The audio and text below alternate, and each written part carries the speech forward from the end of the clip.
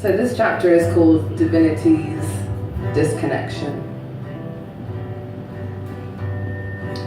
Because I think as human beings, being in touch with our own divinity is the highest that we can get to.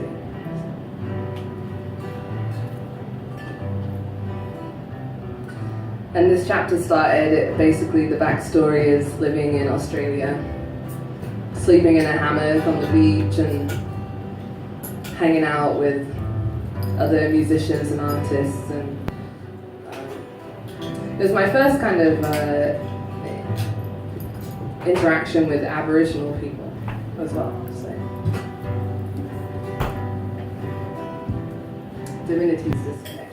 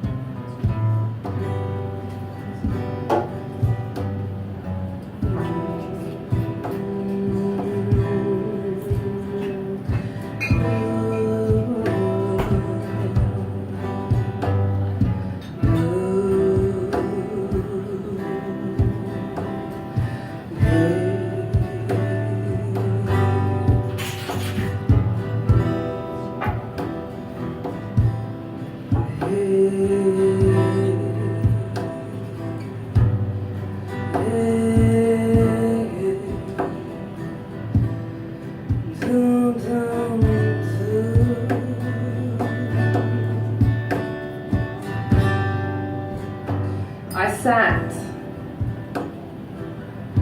on a park bench with a paper tree at my back, and its bark curved around my body like unwritten histories, blowing curled paper fingers across of my shoulders.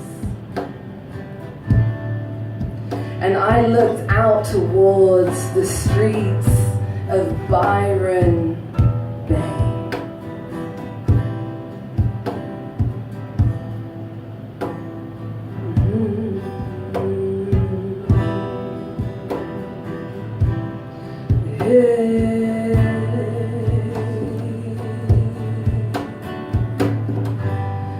Conversations fizzled, evaporating the heat of the day that held me, and the full rouge of laughing lips touched the sea air without pressed reservations, and relaxation wore the face of youth, for they were young, swaying, salted hips rolling around and around the borders of such a happening beach scene.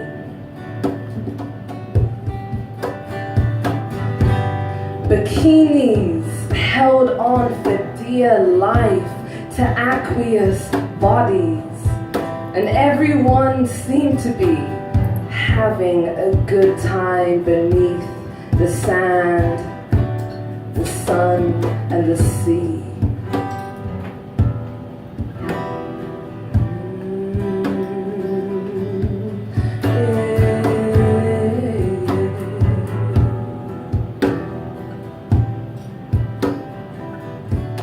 Musicians, they lined the streets and they sat on the park grass beside me, gathering the shade beneath the same tree as I.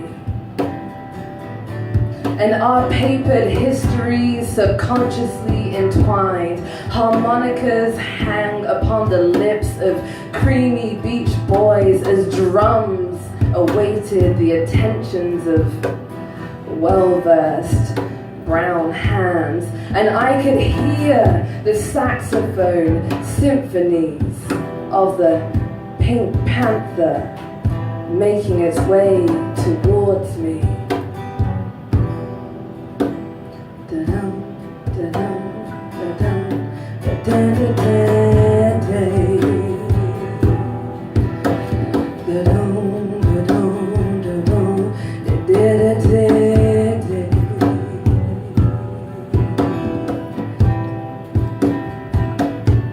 The place, it was busy and it was young, with little trendy things that materialized like children before me. They had no curfew for their curly hair or anywhere else that they needed to be.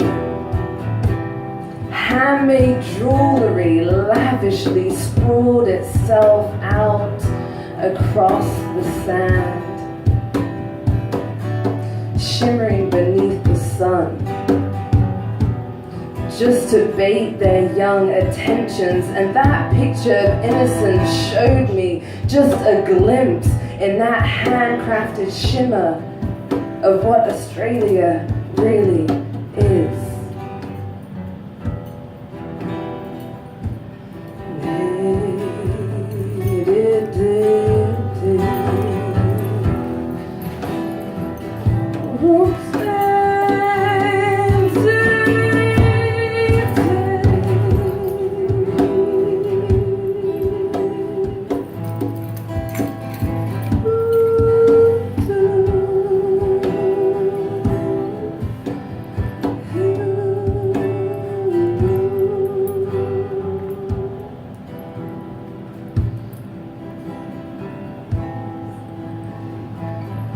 Another flash of perspective found me in the form of a woman.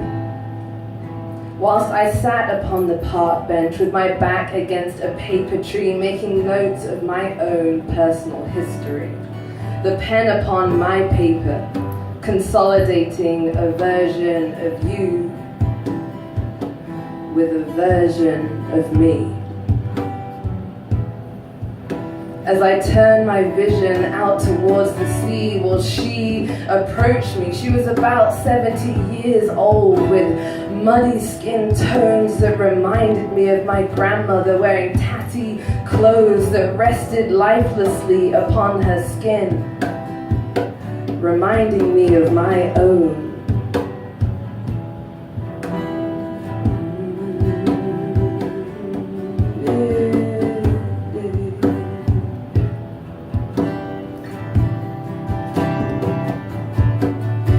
And the woman, she held a glass bottle of dark mysticisms in her hand, which stretched its deep shades out onto her skin and then further onto the shadow of the land. And she introduced herself to me with slurred speech.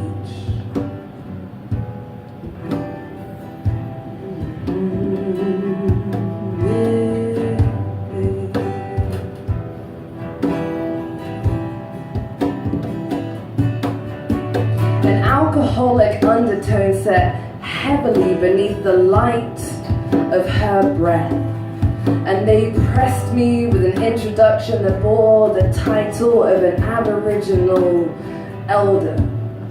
And the woman went on to ensure that I knew that the fat of my ass sat where her past, where her own history, where her land now kept me.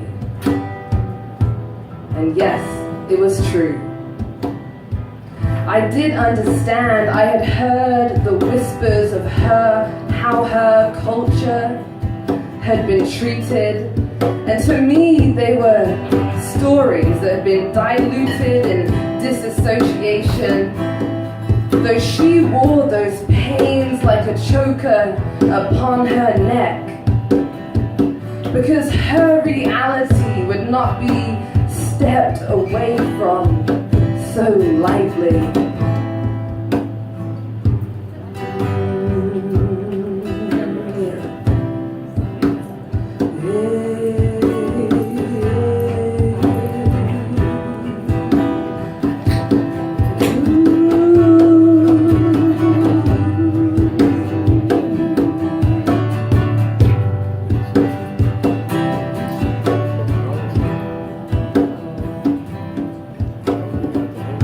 So I have avoided a reaction of confrontation or desertion. And humbly I gave that woman my thanks for sharing her land with me.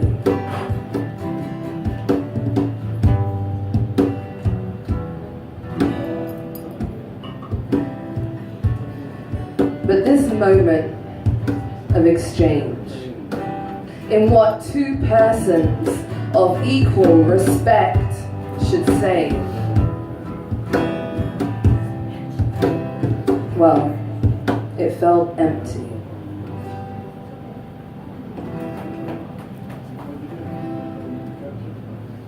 The woman, she seemed unhinged, as though a ghost lived inside of her, because her memories of what were once the best days of her mob's existence had now been replaced by this young thing of Byron Bay.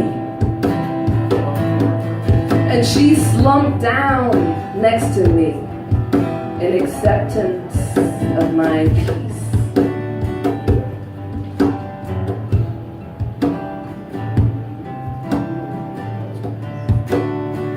And she became lost in the wanderings of her mind. And I made a reacquaintance with my thoughts, and without further words, our unified vision, it was lured into the horizon, where the sea and the sun, it shone for both of us without question.